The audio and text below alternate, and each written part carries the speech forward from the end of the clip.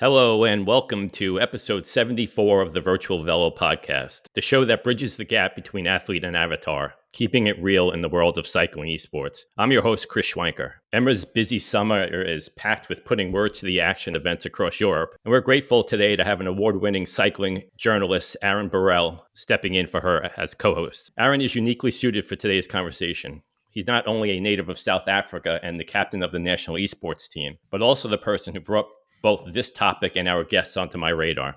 Thanks so much for joining me, Aaron. Chris, it's always a pleasure to be on the podcast. I think this might be my fourth or fifth show. First time as a co-host, and really looking forward to chatting to our guest about all things esports cycling and in real life cycling. So am I, Aaron. I know that you're going to have a lot of perspective to add here, so I really appreciate you stepping in. If you've raced on Zwift, you've likely come across the name Masaka, though you might not have given it much thought. As always, our mission at the Virtual Velo Podcast is to provide context to the individuals behind the avatars. Today, we're joined by a guest who's here to shed light on the monumental, coordinated efforts that bring this cycling story of breaking barriers and impacting poverty cycles to life. Ross Burrage, an Aussie based in Melbourne who spends a great deal of time in Uganda for business, is the co-founder of the Masaka Cycling Club. Thank you for joining us, Ross. It's an honor. Well, thanks for having me, Chris and Aaron. And I've been listening to the past episodes. Big fan of the virtual world for a lot of reasons, and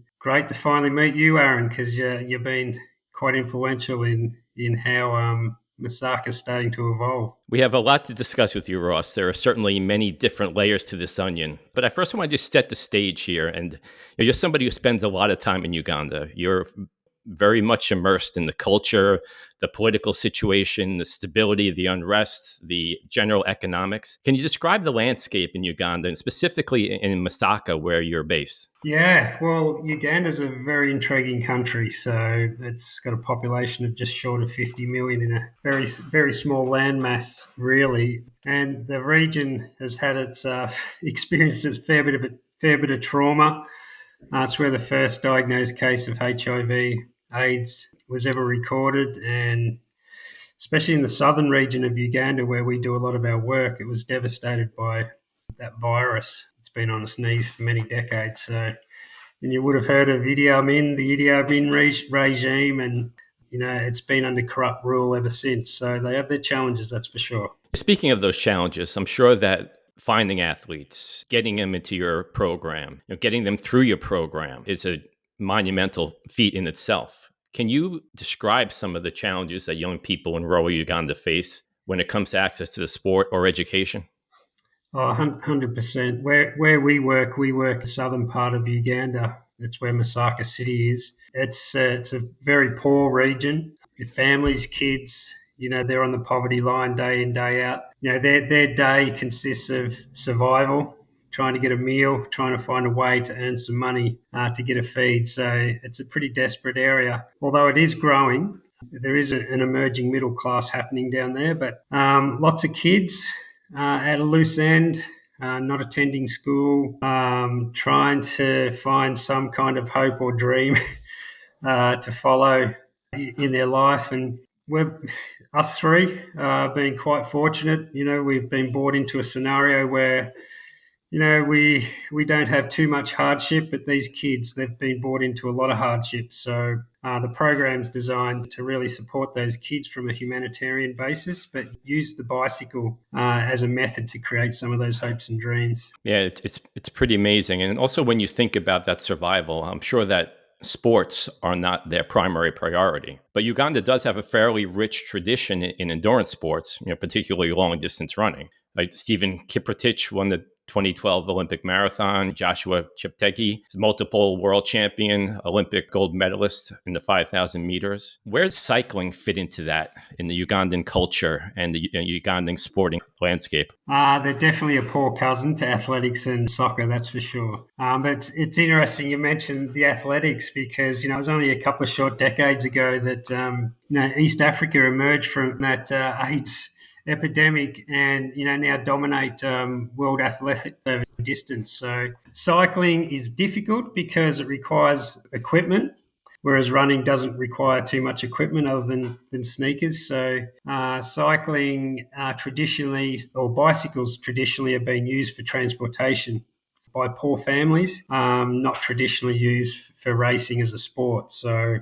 we've got a long way to go. That brings me to the next question, which you've lined me up perfectly for here. The bike isn't necessarily seen favorably in Ugandan society. What has that journey been like, shifting the perception around the bicycle as a symbol of poverty, going from a poor man's transport to a means for elite competition? Oh, we're getting there, Chris. Like, you're right. You're spot on. Like, the bicycle is perceived as a poor man's transportation tool. So, but we've been there for 7 years now, working on this program, and created a lot of bells and whistles and fanfare and everything around the sport of cycling. Certainly in Masaka, where we're based, we're really changing that thinking and challenging that thinking. People in that region are used to seeing people getting around on traditional bikes, whereas now they're seeing kids riding around, very good quality road bikes with a bit of bling, like a bit of kit, some pretty cool glasses and helmets and things like that. So it's brought a little bit of style and spunk to the sport. It is changing. So I want to just bring the conversation back to Ross Burrage, the man. Can you give our listeners just a little bit of insight into your professional background and how you found yourself involved with cycling in Uganda? Yeah, it goes back a little way, Aaron. So my job, I work for an organisation as a humanitarian, so an NGO, an Australian NGO, which takes me to Uganda regularly. So I go there 4 or 5 times a year, and I've been a big fan of cycling forever. Raced in the endurance space. I'm not a very talented cyclist, mind you, but I did a lot of training in Uganda whilst I was in Uganda working, and just by chance started to get to know young kids. Like, kids would join me on traditional bikes and come and train with me. I was really astounded at the amount of talent that these kids on the bikes that they were riding. It was just incredible. So yeah, I spend a lot of time there. My work is humanitarian work, but my love is cycling. Okay. And would you say there's one particular moment or story that really captured your heart in terms of Uganda and Masaka and the cycling community? Yeah, I can.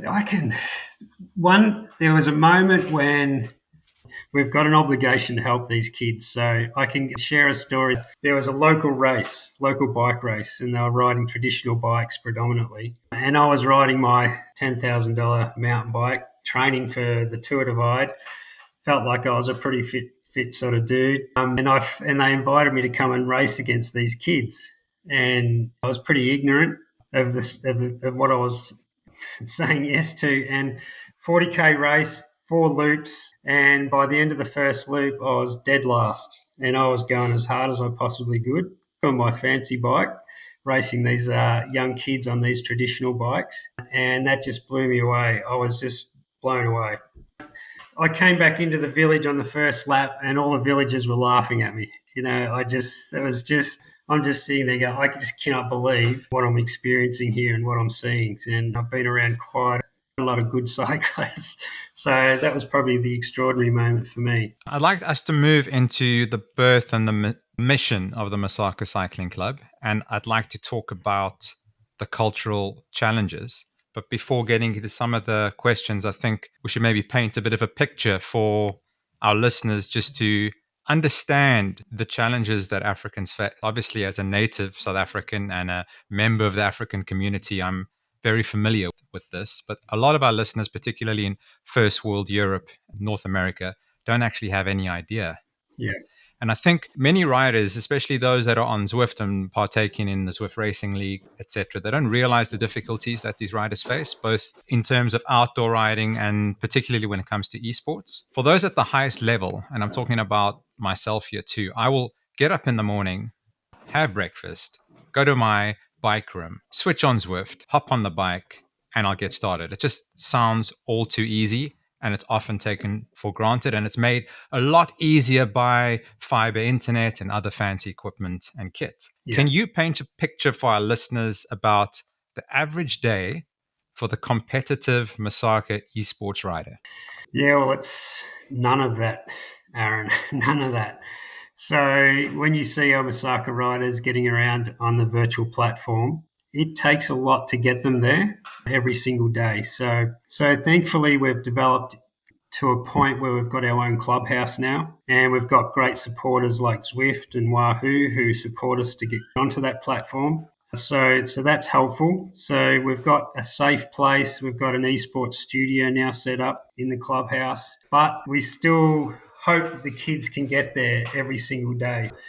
So again, their priority is to get food in their belly. So some may come, some may not come. What we've done over time is introduce feeding programs and clean water, so the kids have a reason to come, get a meal before and after the race.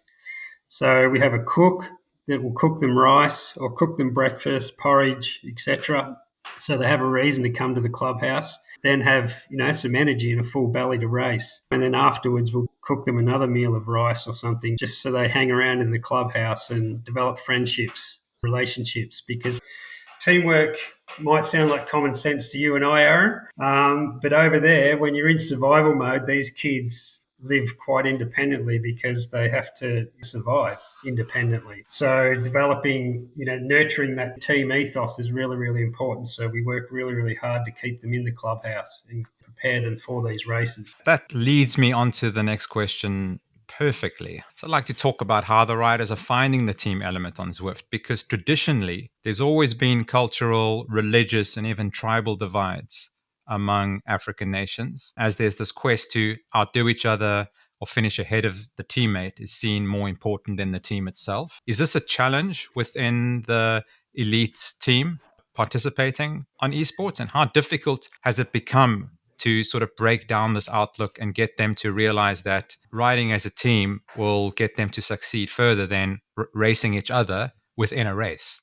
Yeah, that is a great question, Aaron, and you're obviously very familiar with some of those challenges in African nations. So you've been a great follower of our club, and one of the things that you've introduced to us through our coach, Owen Fiddler, is the opportunity to race team time trials in some of your teams. And I'm assuming that's because you have a keen observation as to how crap we are at team time trials. And that's because riders quite selfish. And I say that word respectfully because they don't mean to be selfish. They're just so desperate to try and stand out and show up as the stronger rider, which means a team time trial can turn to shit pretty quick because, there's no that perhaps the white privilege world might understand. But they're fighting for survival. They're fighting to be noticed. They're chasing their own hopes and dreams. So they want to make an impact every opportunity they get on the virtual platform or out on the road. So it's been challenging. But we're slowly getting there. Whereas if I go back 3 years ago, our team individually was super strong.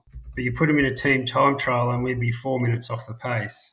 This is ACAT team time trials, whereas now we're closing the gap. We're getting 2.5 minutes to the fastest team. So slowly but surely, our coach and yourself are slowly educating these guys as to how important it is to perform as a team. Yeah, and I personally made it my mission to speak about these dynamics within the team, because I race in the A1 Oceania League with Aero, Masaka, Innovation, BL13, the team I race for.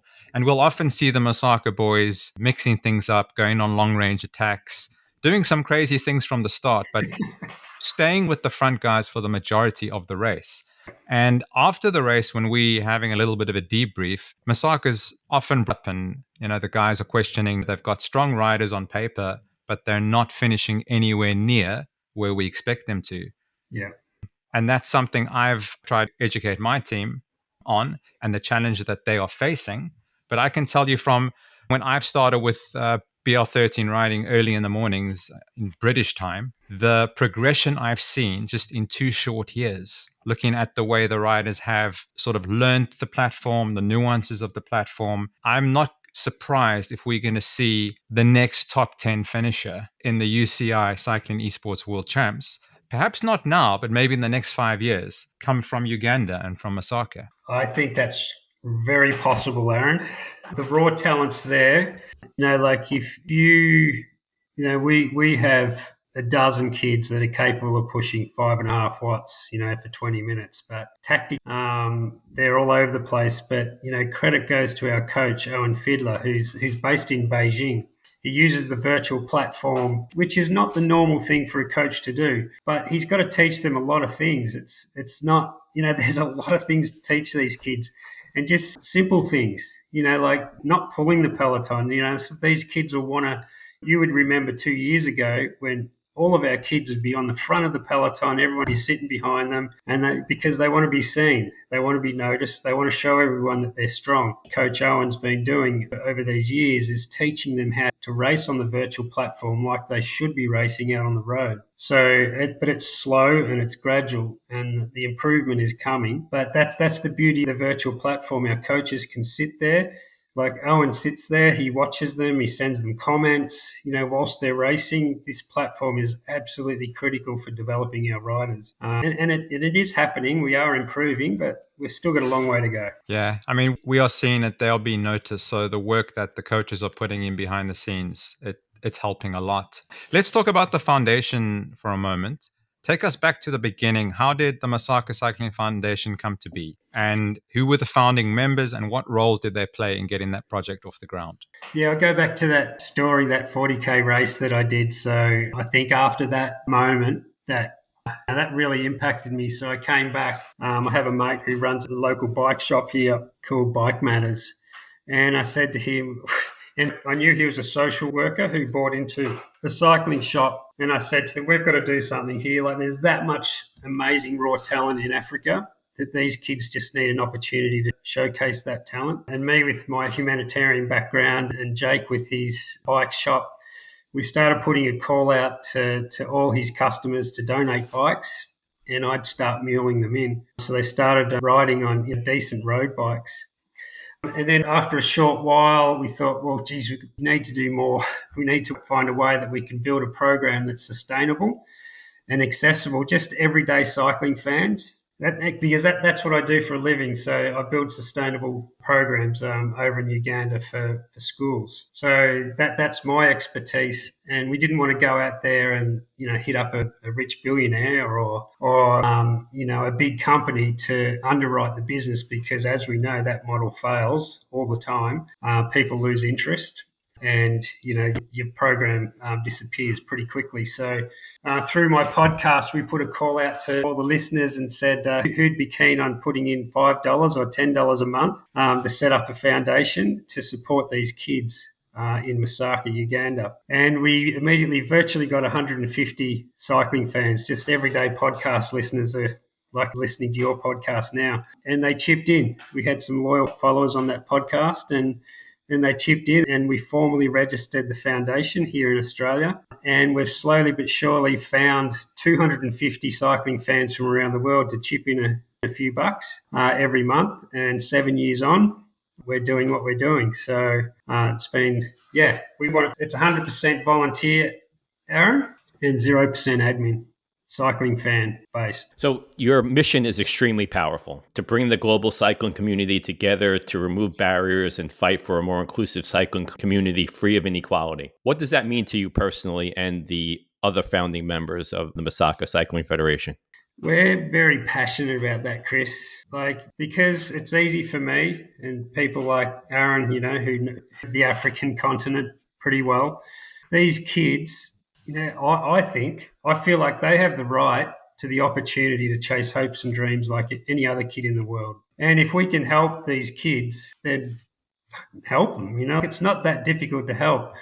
You've just got to be a certain person that's brave enough to lean into something like this that's bigger than yourself and do something about it. It's not hard. All we ask our fans to do is tip in $5, £3, €3, $5 US a month. It's not a lot. And get into this project and be big cheerleaders like everyone else is at the moment. So I just look at these kids. When you get the opportunity to look these kids in the eye and know that you can do something for them to change their lives, then the answers come pretty easy. So you say it comes pretty easily, but we know that transformative change and making an impact like you are is certainly not easy. The fact that you're 100% fan funded and volunteer run is very rare in sports development. Can you tell us about the day to day? How do things get done at the Masaka Cycling? You mentioned the clubhouse. You mentioned you have a cook.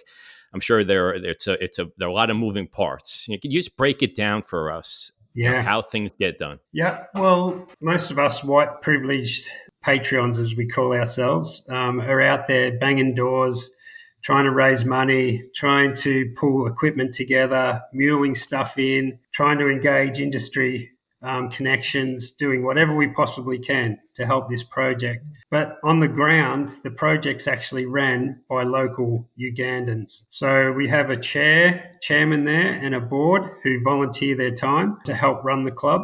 And they're people that I'm really close to just through connections, through my work and everything like that, people that I trust. And we also employ a clubhouse manager and a development coach. So we've put them on the payroll, but they're local Ugandans and local Ugandan kids, actually, like really young adults. And we employ a cook. They basically run it day to day with our help. So we're in communication with them every single day, like Coach Owen, who I referred to earlier. He's just like me, volunteers all his time, but spends a lot of time talking to Coach Peter on the ground there, slowly educating him and slowly building, upskilling his skill set so he can run the coaching program himself in time.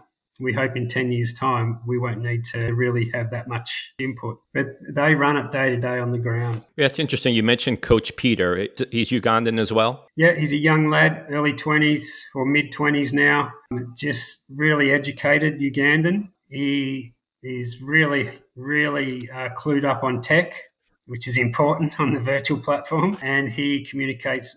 Coach Owen will build the program out, so he does that through Training Peaks, and Coach Owen designs actual races, ladder races where they race each other and all those sorts of things, and Coach Peter executes it in the clubhouse. Now, did you have to train him as well to get him up to that level to be able to coordinate? Yeah, Peter's been with us for the full 7 years, so he's progressed just like the riders have progressed, and he's been with the riders all the way through. So, yeah, he's starting to become a talent in his own right in Africa. So, yeah, he's a little gem, and we trust him, which is really important. Yeah, I can imagine that that's certainly a significant element there. And so is this many-tiered network that you've created. I would have to say that probably at the top is the global support network that you've basically created. Can you tell us about some of the key partners and sponsors helping to bring the vision to life and the tangible contributions that they provide financially, equipment, and otherwise? Yeah, there's a few involved. One really important partner is an organisation called Team Africa Rising. Jock Boyer, who is a former American pro, and his partner Kim were based in Rwanda for a decade. They're a registered charity in their own right. They're just amazing advocates for African cycling. You've heard of Team Africa Rising, Aaron? Yes, I have. Yeah, huge advocates for African riding, and they guide us, every single day. It's not too many days that go by where we're not in communication with Kim and Jock. And then there's amazing partners like Zwift and Wahoo. So Zwift, I won't tell you how many licenses they give us, but they love what we do. They are in love what we do, and they are in love with what their platform is doing for these kids inside our program and in other programs around Africa. So Zwift have been just incredible partners for many years, and Wahoo as well. They are underrated as well. We get a lot and some decent equipment through Jock at Team Africa Rising, and that comes through to us as well. We've got some other partners, but maybe I can talk about them a little bit more later on. Otherwise, I'll ramble on forever. You obviously have a lot of equipment. You have what you need, but there are certain infrastructure things that are basic that those sponsors can't provide for you, such as electricity, internet access. How are you managing with those challenges? Gee, you've done your research, Chris. It's tough at times. So we've got a generator there. So anytime having an important race on Zwift or Zwift Racing League or something, the generator's humming away in the background. So that's pretty much our solve for the intermittent electricity supply. But still, the Wi-Fi is still inconsistent. It causes a lot of disruption in our races. And Aaron, you would have seen it a number of times when our riders disappear off the face of the earth. It's because the internet has died. So, yeah, we've got to find a solve for that. We just keep our fingers crossed that they can get through the race, but we have regular interruption of internet. I think it's important that we look at some of the structural setup within Masaka Cycling Club, Ross. So from an athlete support and scholarship perspective, would you say that the scholarship program is the key component of the project? And what does that scholarship actually provide young riders coming through the ranks? Yeah, that scholarship is the heart and soul of the project, Aaron. So we have 25 kids on scholarship. We have about 60 odd kids in the program at the moment. The 25 kids that are on scholarship are kids that are showing wonderful behaviours and are determined to chase their hopes and dreams. So what the scholarship does is, because they're in this survival mode that I was sharing with you earlier, the scholarship gives them an income, a consistent income that frees them up from that survival mode and encourages and motivates them to come to the clubhouse and train and develop their skills. So super, super critical. And it feeds them. And a lot of these kids, the scholarship income that they get from this project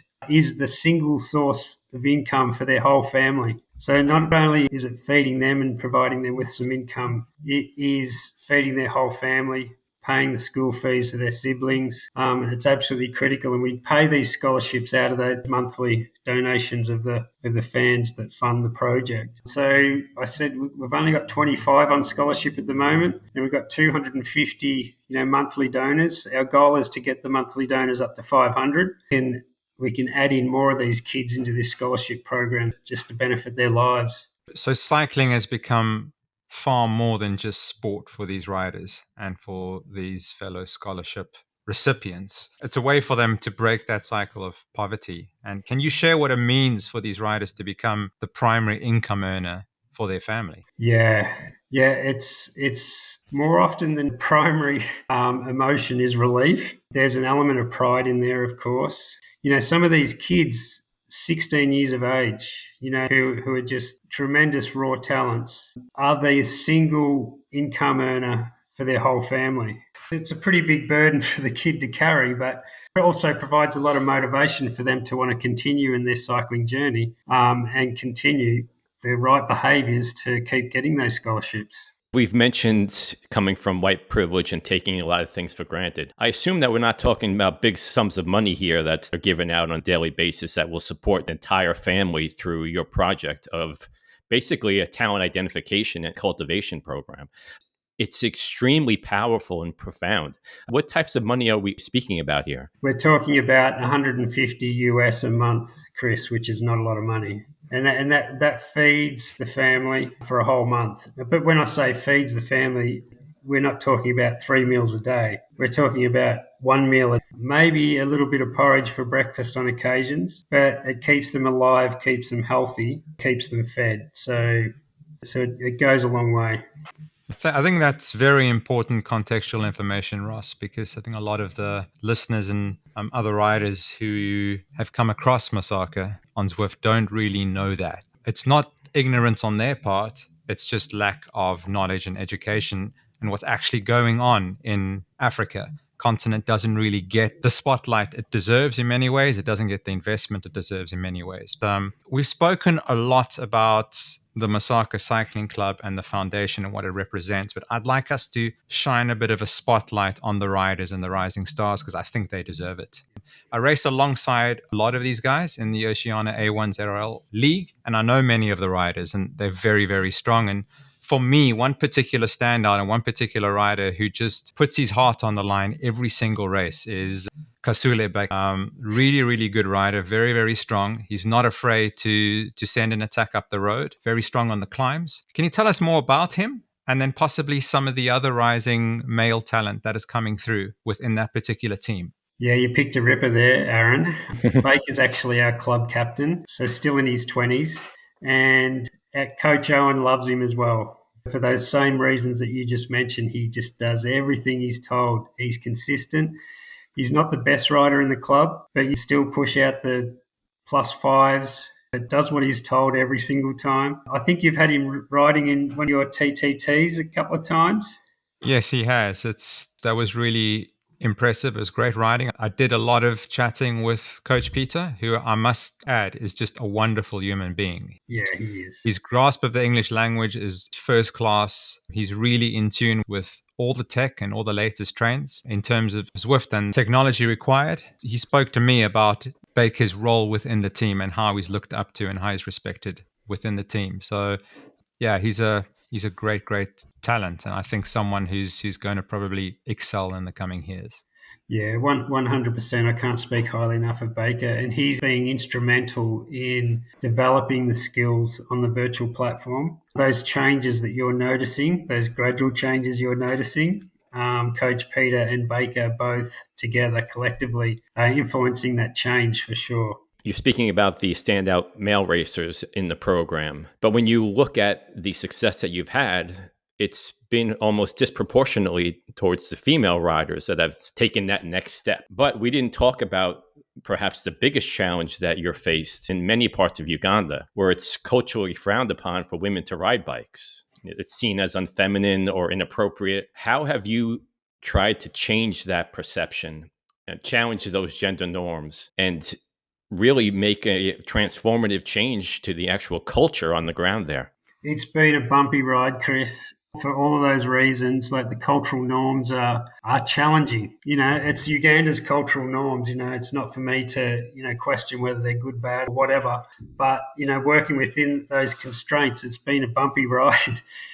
These poor girls, they are expected to be caregivers for men. They're expected to go to school and then go home and cook meals and care for their male family members. So in the early days, we're getting quite frustrated. We'd encourage girls to come and give cycling a go, but they'd be gone within days and sometimes a couple of weeks because they just get ridiculed for riding bikes.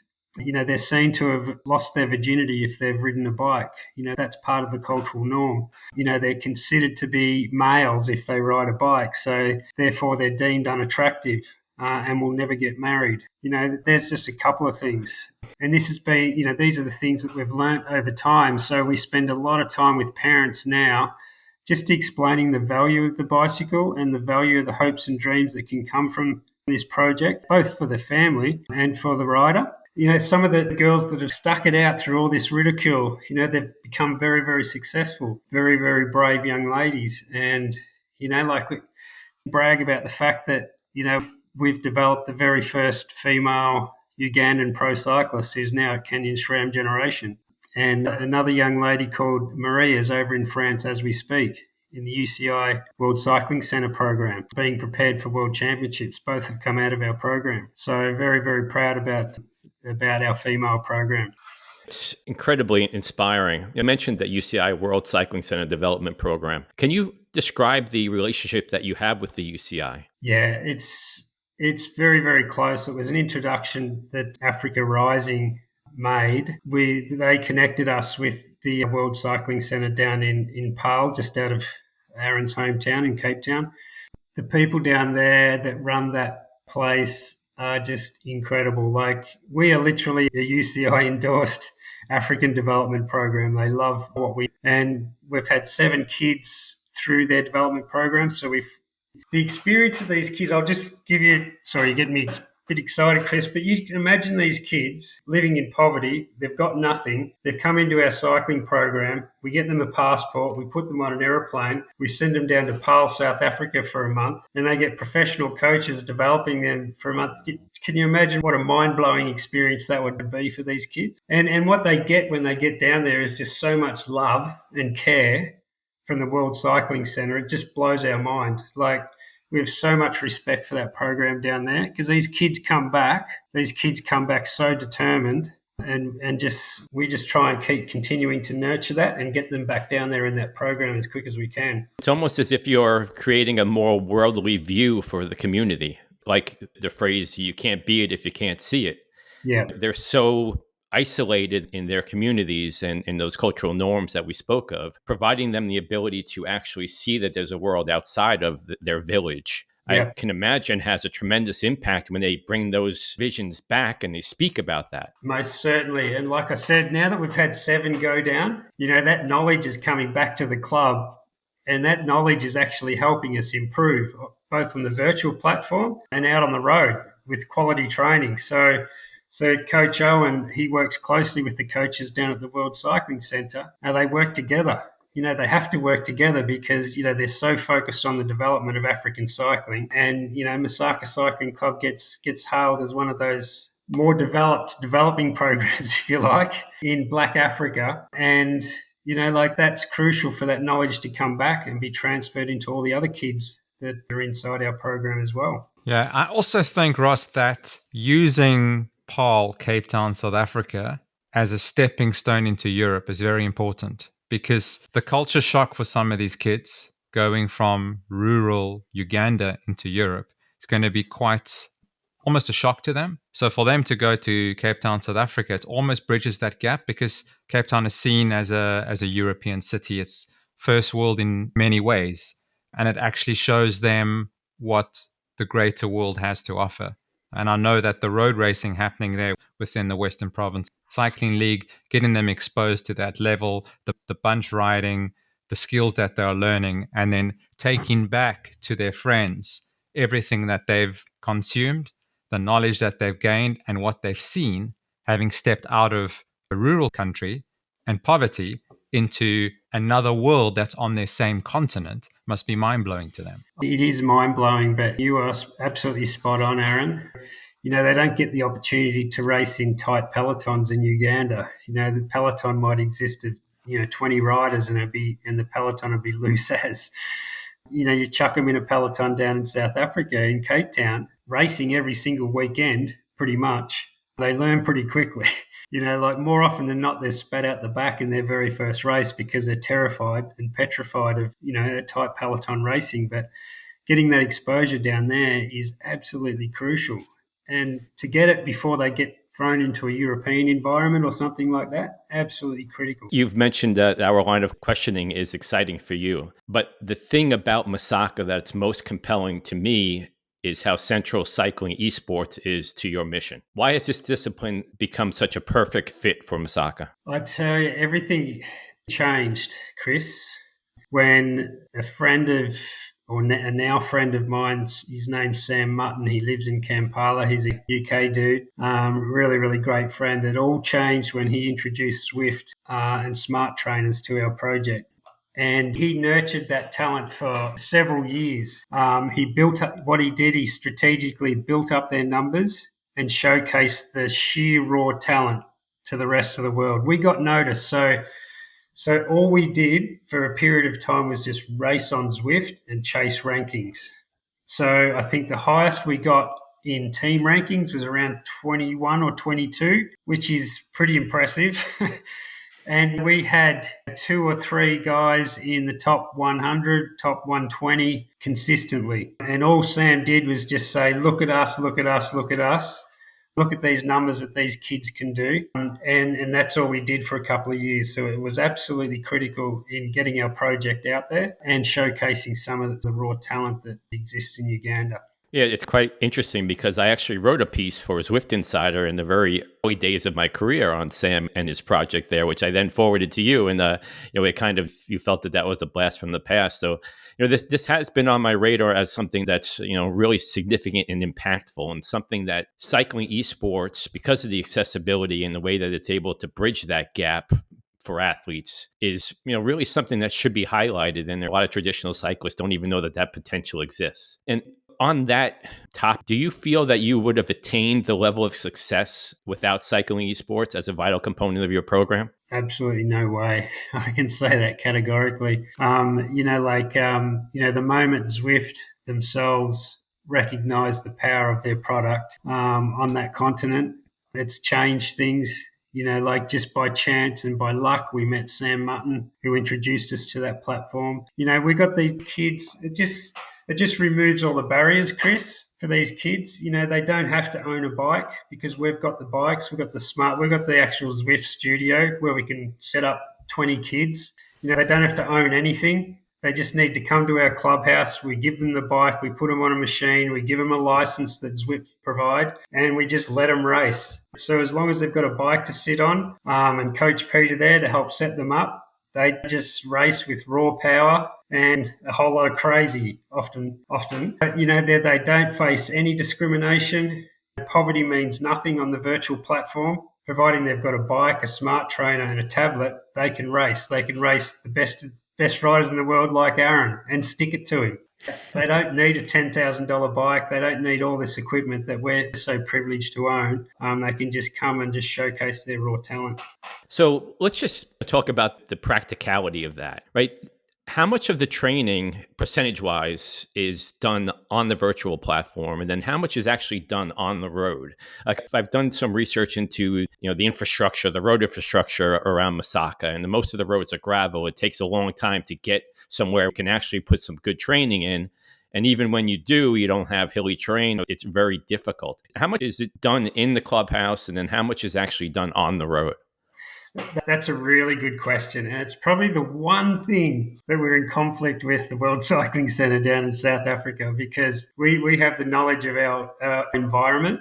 And, remembering that our bikes don't have, we don't have power pedals. We can't afford power pedals. We can't afford power cranks. All of those things that give us back the data to monitor the performance of the riders. And our roads are dangerous in Uganda. Like, they are dangerous. We don't have side sections specifically for bikes. They're out there riding against, trucks and cars that are everywhere. So it's not safe most of the time out there for them to be out there training constantly. But we're slowly but surely finding roads, and Coach Owen's building programs around safer roads. And we're slowly but surely moving our training a little bit more away from the virtual platform. But the virtual platform will be there forever, because that's Coach Owen's single source of monitoring how they're progressing. So it's going to be there forever. It's going to play a crucial role for a long, long time. In my research, I came across a pretty astounding stat. There are 145,000 kilometers of roads in Uganda and only 15 kilometers of safe cycling infrastructure. Yep. Well, there you go. You've pretty much answered your question there, Chris. And, and we're really super conscious of that. We don't want to put our kids in harm's way either. So the safest way we can do that on most occasions, or a lot of occasions, is put them on the virtual platform and let them race their hearts out. And don't worry, like, Coach Owen flogs them to death sometimes, like when they're not actually racing, Zwift Racing League or doing whatever they're doing. The poor buggers, he's got them on a pretty tough program on that virtual platform. Don't worry.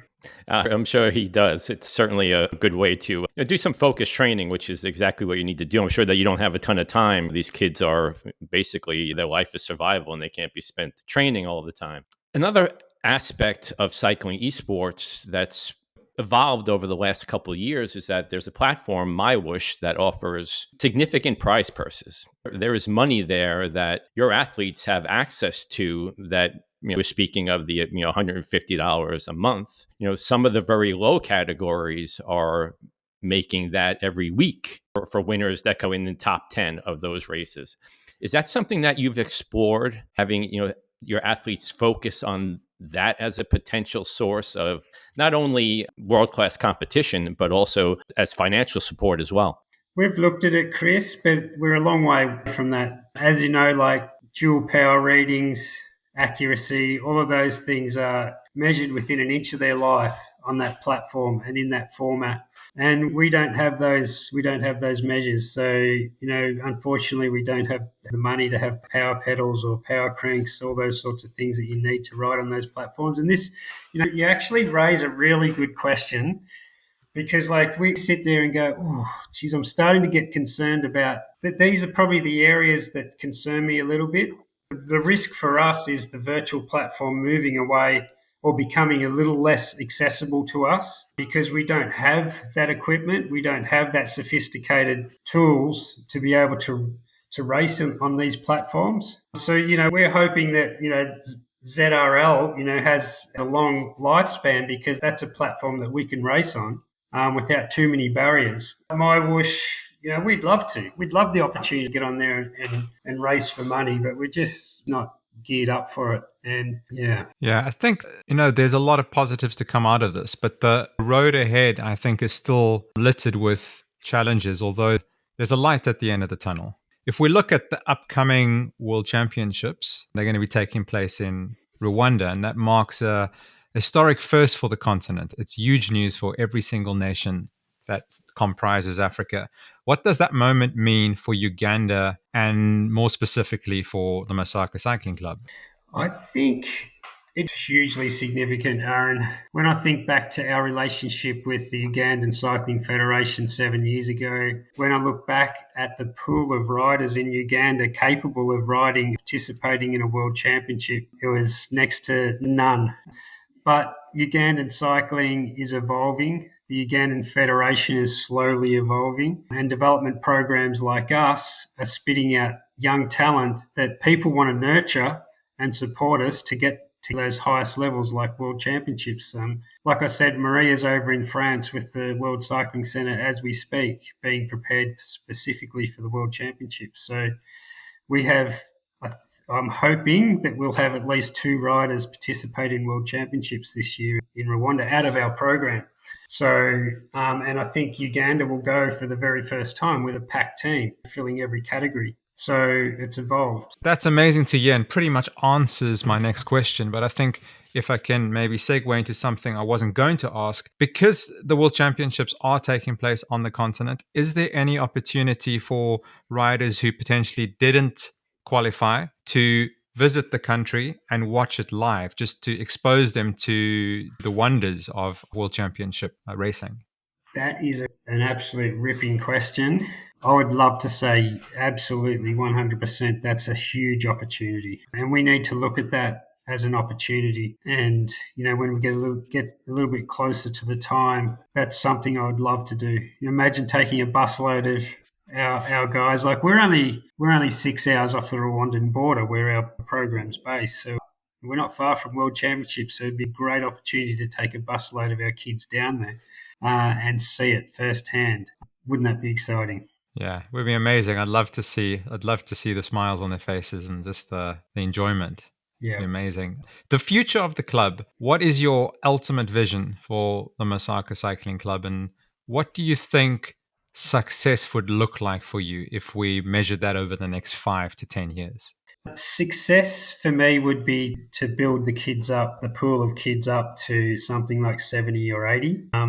We need to have a really sort of sophisticated talent ID program, which we're lagging behind in, because as you know, Aaron, there's so much just sheer raw talent on that continent. It's incredible. We've lucked out to a degree so far where kids have just walked through the door and we've nurtured them and they've come through the other end. For us, I'd love to have that talent ID program that's really sophisticated and really hones in on those kids. And in 10 years' time, I'd love to see the likes of Coach Peter and Aisha, who run the clubhouse at the moment, running the whole program without too much Mzungu interference from us.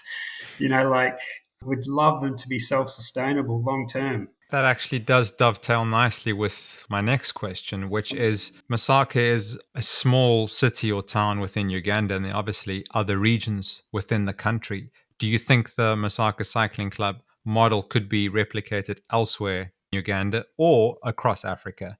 Do you have any plans to expand that, and possibly that would help for that identification program to be magnified across Uganda and the continent? The quest for an African Grand Tour winner it's on the cards. It's something I would love to see in my lifetime. 100%, Aaron. The federation, the Ugandan Federation, is definitely taking a keen interest in what we're doing. So that's happening as we speak. Whether they can truly find enough interest to replicate what we're doing, I'm a little unsure. But I'll take you back to that organisation I referred to earlier, Africa Rising. They spent a decade in Rwanda. Now they're working in Benin, and I think Benin will emerge as the next cycling superpower in West Africa. So there's organisations spread all around the place that are doing some really good work in Africa. We like to think that we're one of the respected ones, but Team Africa Rising, they're always working with different groups all around Africa, trying to nurture the talent, provide them with, Zwift licenses, Wahoos, trying to mobilise that talent all around Africa. They're doing a lot of the heavy lifting at the moment. So we're really grateful for that organisation. This conversation has been incredibly inspiring, Ross. I really appreciate it. And I'm sure that our audience feels the same way. What's the best way they can get involved or support?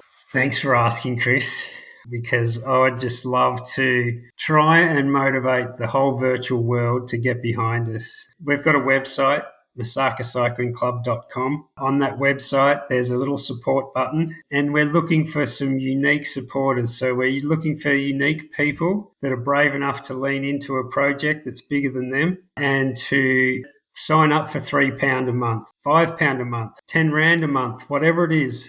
Join the project and actually come along for the ride and understand what we do and be brave enough to stay in the project and ride the bumps and see this through for these kids. So, like I said earlier, we've got 250 monthly donors that are supporting this project financially. We want 500. So, but it's difficult. It's more difficult than what you may think to try and find these 500 fans from all around the world to put their £3 in or £5 in and join the fight, join the party. That's what we need. We need more everyday cycling fans from around the world that can afford to help us, to jump in and help us move this project forward. Well, you've certainly convinced me, sir. I'm going to become a supporter as soon as we're all through here. It's been a huge honor to get your insight. And in closing, I want to ask you one more broad-based, philosophical, holistic question.